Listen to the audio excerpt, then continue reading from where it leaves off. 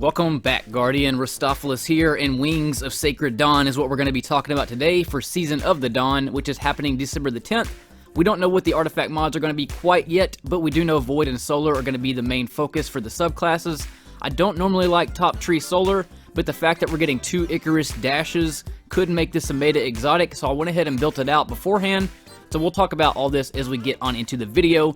Let's do that right now and talk about them stats first. All that we need, because that top tree is pretty killer. So obviously 7 mobility, 7 recovery are 2 staple stats that I always like to have in my builds.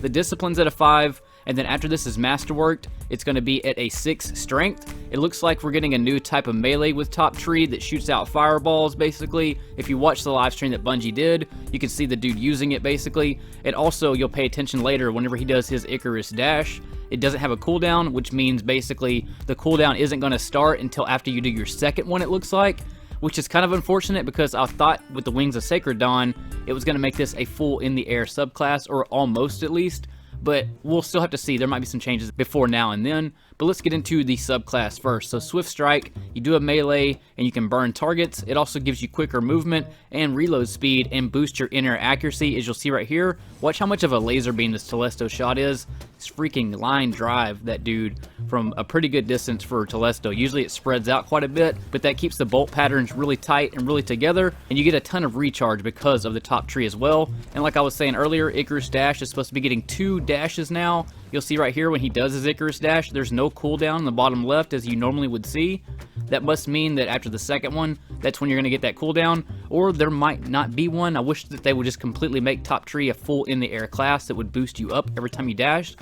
But the main prize here is Heat Rises. Airborne kills recharge your grenade and your melee energy, and then casting your super also fully recharges it. And you can kind of do a Telesto glitch in a way. It's not really a glitch, but it's just the mechanic of how Telesto fires. But if you just shoot the Telesto and then hop in the air shortly after you spray a target, it'll blow them up and kill them, and then you get full recharge off of that if it's a ton of Thrall or some enemies like that. And then if you mix it with the Hive armaments, which I'm a huge fan of opulent gear because you can get Hive mods, and there's a ton of Hive in this game. Even with the new Season of Dawn, we're still going to be facing a lot of Hive, and since there's no Vex armaments or Cabal armaments, it just makes more sense to build out for Hive because it's more attainable in the game. But anyways, let's hop into this armor and build this beast out. So I'm using my 1.0 helmet still because it has enhanced ashes to assets. It's also opulent gear, and since they reworked the stats, it's still a viable helmet to use. But if you don't have this version of a helmet, then use a 2.0. It's still good. The finders give you a ton of ammo. And then I'm using Hive Barrier because, you know, it's good for Hive basically. Moving on to the arms, with that new melee, it may proc impact induction. I don't know though because they haven't said anything like that, but I assume that it's still going to proc impact induction, so it might work out. If it doesn't, then either impact or momentum transfer, and then a hand cannon loader or whatever loader makes sense for what you're going to be using. But I use a lot of hand cannons, so I want to have hand cannon loader, but that might be going away.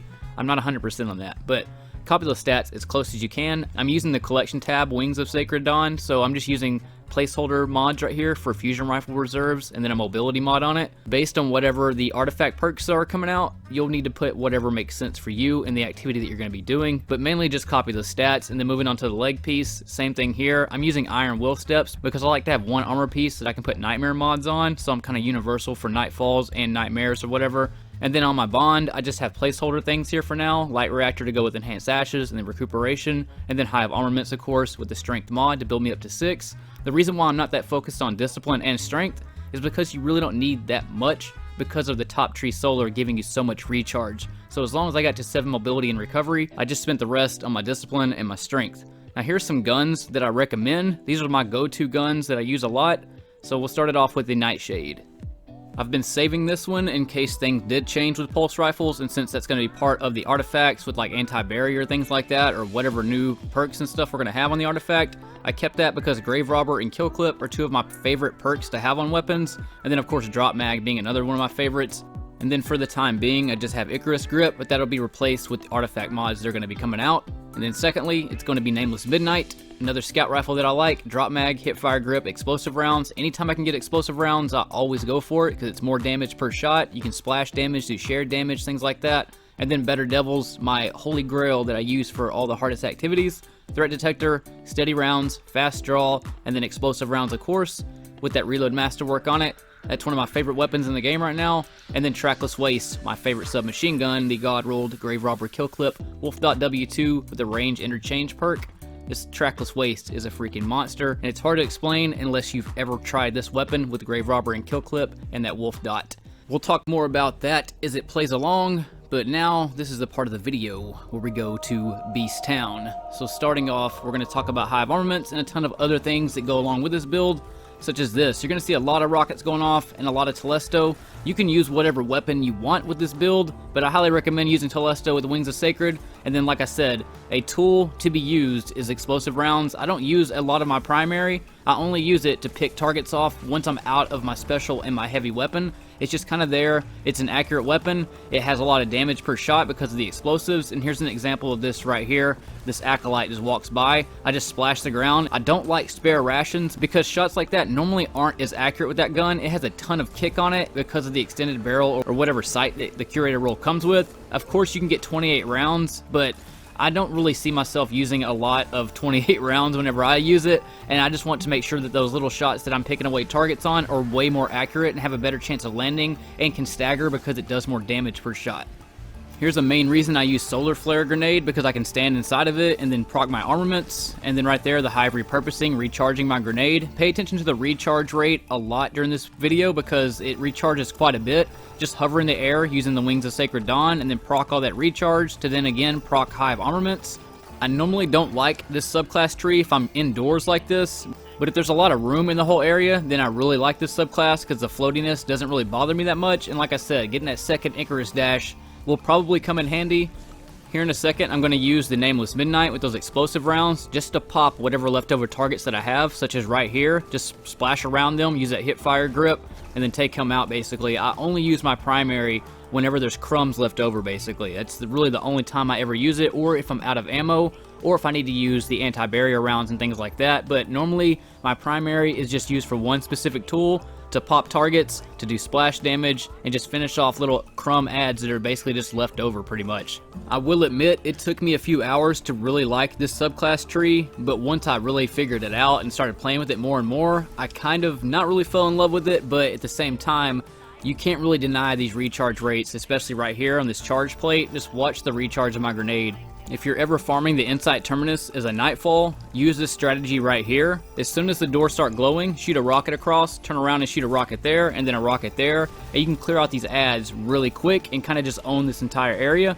And then the second wave of ads, you just super all of them basically, and then all you have to do is deal with that main boss, and then grab that ball and go dump it in.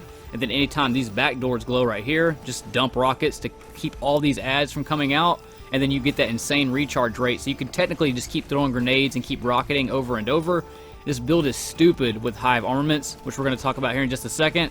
If you've never seen my Why These Rockets Suck video, here's a great example of just rocket accuracy using the Sleepless. The higher the handling on your rocket, the more accurate and the more ready to fire your rocket is, so there's no delay after you reload it to start firing it. This rocket has around 92 to 95% handling, so every time I reload it, it's already ready to go and pull the trigger. But if you ever use a low handling rocket, pay attention to how much of a delay you have when you pull the trigger after you reload it. They always have a horrible ready aim fire speed, especially when you're agile and you're spinning around in the air after you reloaded it. It doesn't fire right away.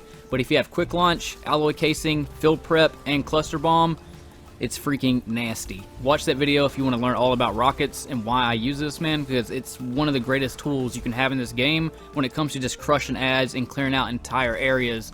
You might lose a little bit of damage on bigger targets, but when you factor in the time saved clearing all the ads when you're speed clearing, that time all balances out. So though you may lose a little bit of time on big targets, you save so much time clearing entire rooms that it doesn't really matter. I think crushing ads is the most fun thing you can do in Destiny. I don't see why people speed run past all the ads. That's like the most fun part, because that's when you get to use your build to its full extent. That's when you get to use all your badass weapons. And then Telesto on top of that. I mean, it's hard to put Telesto down because it's just so accurate, and even if you miss shots, people can walk into it. I mean, there's other fusions I like. Timeline Vertex is still my favorite fusion rifle, but when it comes to like speed clearing and just pure ad kill numbers, Telesto mixed with Sleepless mixed with an explosive primary equals max speed. That is the Wings of Sacred Dawn video. I can't wait to see what it's like with that second Icarus dash, if it becomes a meta or not, but you cannot deny those recharge rates. Once it's fully masterworked, it'll be 7 mobility, 6 plus traction, 7 recovery, 5 discipline, and then 6 strength. Don't go any higher than that. You'll find out that you're wasting discipline and strength if you do, because the recharge rate is just so freaking impeccable on the top tree that it really just doesn't need to be wasted on that. Get your mobility and your recovery right, the 2 most things that keep you surviving, and then also keep it freaking tasty with some freaking nacho cheese on that bitch. And let's get on some Season Dawn shit coming up. So if you want to hit me up at teespring.com/Ristophilis or paypal.me/Ristophilis to keep this channel alive and pulsing, or join our beast squad with the other beast and our freaking team, I would appreciate it. But other than that, Guardians, my name is Ristophilis. Enjoy this build, try it out, give it a chance, play with it for a little bit, and then you'll be like, whoa, freaking top tree is pretty nasty. Top tree might be the new meta. And I'll see y'all in the next video, next time. In space.